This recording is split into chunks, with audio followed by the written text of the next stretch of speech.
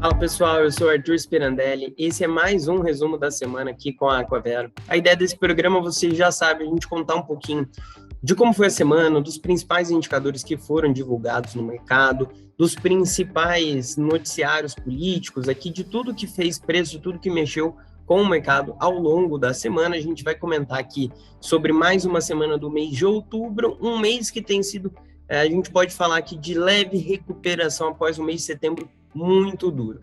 Para quem não acompanhou, a gente fez um quadro que se chama Panorama e Projeções, que conta o resumo mensal, conta ali como foi o mês de setembro. Então, para quem ainda não assistiu, para quem ainda não viu, convido vocês a procurarem aqui no canal para acompanharem, para entender por que setembro foi um mês tão duro, um mês de bolsa caindo 6%. Nesse mês de outubro, as coisas vêm se tranquilizando, tanto nos indicadores aqui que vem mostrando dados mais positivos, quanto também no noticiário político, principalmente aqui no Brasil. Nesta última semana, o índice Bovespa, ele fechou em alta de 1,56% após várias semanas de quedas consecutivas. Nessa semana, alta de 1,56%. Tivemos um pregão a menos. Na terça-feira, tivemos um feriado aqui no Brasil. Não tivemos negociações, então, no consolidado dos 4 pregões de segunda, quarta, quinta e sexta, o índice Bovespa acumulou uma alta de 1,56% e foi para os 114.648 pontos. Fazia tempo que a gente não chegava perto dos 115 mil pontos. Todas as vezes a gente lembra vocês aqui, o índice Bovespa que chegou a bater o recorde, superar os 130 mil pontos, voltou para casa dos 108 mil, com todo o cenário se deteriorando, e agora caminha para casa dos 115 mil pontos novamente. Porém, no ano, a Bolsa Brasileira ainda cai 3,7%. Já estamos no mês 10 do ano, um ano que a gente esperava a Bolsa Brasileira caminhando bastante e vem sendo o contrário disso, com um recuo considerável ainda no ano.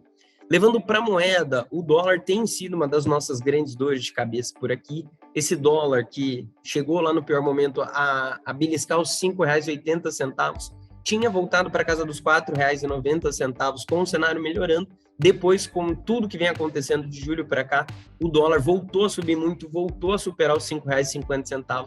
O Banco Central tem feito diversas intervenções ao longo dessa semana, fez vários leilões de swap cambial para tentar minimizar as altas da moeda, e com tudo isso, no final desta semana, o dólar registrou uma queda de 0,85% após caminhar para uma alta considerável, voltou ali para os R$ 5,46, com mais intervenções do Banco Central na sexta-feira.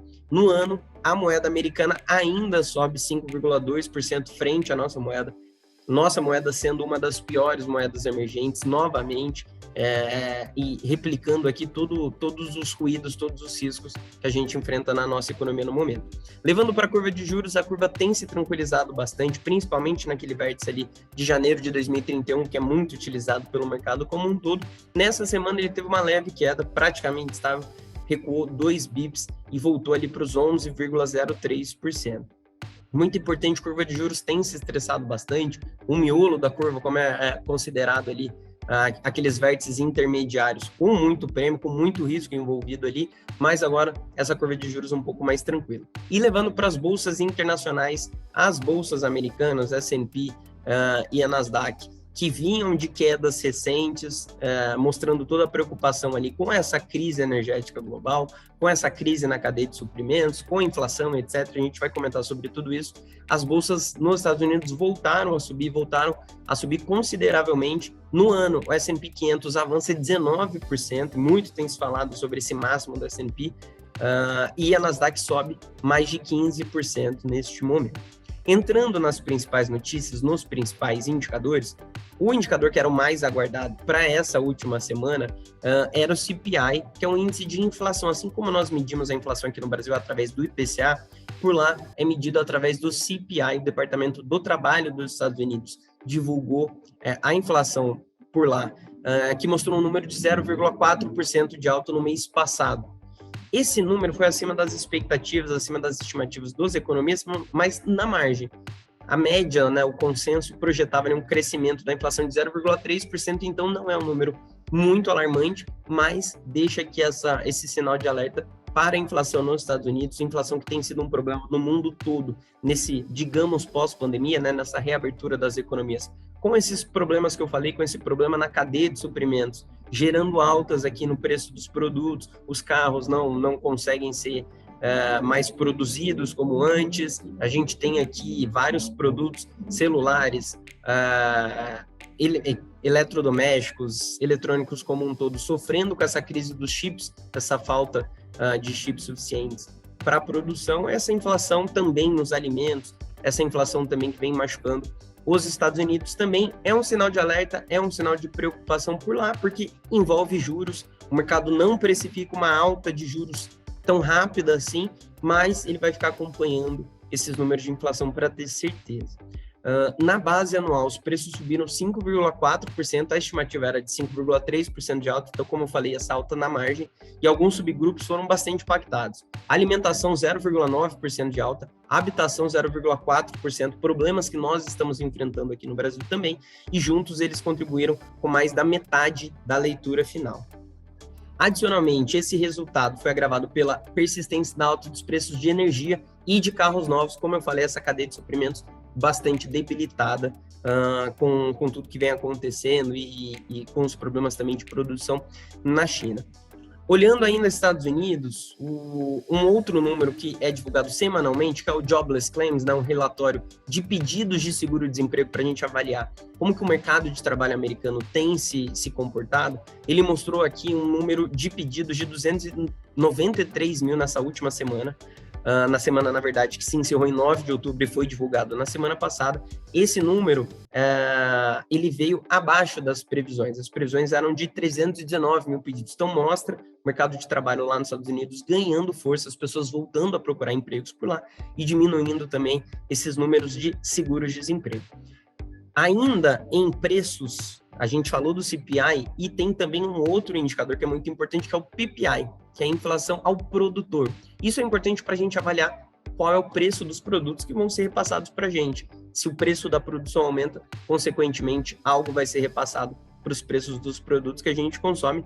E o PPI ele veio levemente abaixo do esperado, uma alta de 0,5% frente a agosto e 8,6% no consolidado de 12 meses. Os economistas previam uma alta de 0,6% e de 8,7%. Então, o PPI marginalmente abaixo das expectativas, trazendo um alívio aqui no que diz respeito ao preço dos produtos que estão sendo produzidos no momento. Ainda nos Estados Unidos, para a gente fechar os Estados Unidos como um todo, tivemos também vendas no varejo, um indicador bastante importante para a gente entender como que a população está consumindo por lá. Os Estados Unidos que está com um nível de liquidez bastante elevado, com todos os estímulos que foram feitos por lá, com os cheques que foram feitos para os desempregados, grande parte da população americana aumentando e muito o seu poder de compra aqui com tudo isso. Então, esse aumento da liquidez traz aqui para a gente um alerta para a gente entender como estão as vendas, se de fato esse dinheiro está sendo utilizado para consumo. E as vendas no varejo elas subiram 0,7% em setembro, olhando ante agosto, e esse resultado veio melhor do que o esperado, que era de queda de 0,2%, ou seja, não só não caiu, como subiu 0,7%, mostrando de fato que a população tem consumido o varejo americano com bastante força neste momento. Também tivemos a repercussão da ata do FONC. O FONC a gente pode entender como Copom do nosso Banco Central. O FONC é esse comitê de política monetária lá do FED, que é o Banco Central dos Estados Unidos. Depois que eles se reúnem, eles divulgam a ata, assim como a gente recebe a ata do Copom aqui, fizemos alguns relatórios sobre isso, e esse documento afirma que o processo de retirada de estímulos da economia, que é conhecido como tapering, é o Banco Central americano parando de injetar dinheiro na economia, e ele faz isso através de um programa de recompra de ativos. Todos os meses eles recompram bilhões de dólares em ativos do mercado, entregando esse dinheiro no mercado. Esse tapering, essa redução da compra de títulos, pode ser iniciada em meados de novembro, é o que o mercado já precifica, que o mercado já espera que isso já comece a acontecer no mês que vem, ou em dezembro. Isso vai depender da próxima reunião do comitê, que acontece no mês que vem, na reunião de novembro.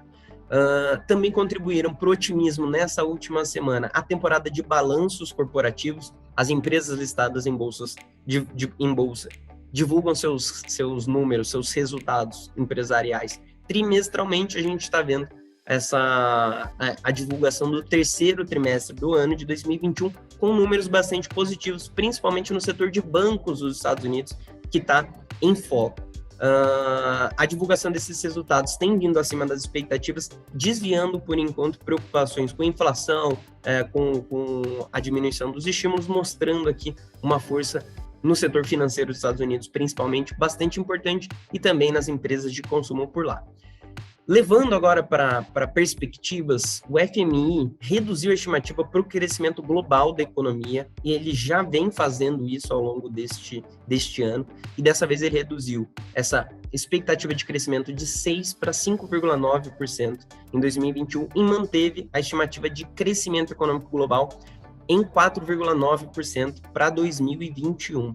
Dado bastante importante, um dado natural com tudo que a gente vem enfrentando. E levando para o velho continente, na zona do euro, a produção industrial caiu 1,6% em agosto ante julho, em linha com as estimativas que era de uma baixa de 1,7%, mostrando toda a dificuldade que o bloco europeu vem enfrentando, não só com inflação, mas também com uma crise energética relevante por lá, entrando o inverno, e eles tendo ali um problema na produção de gás natural e etc. Então, Europa fica em foco.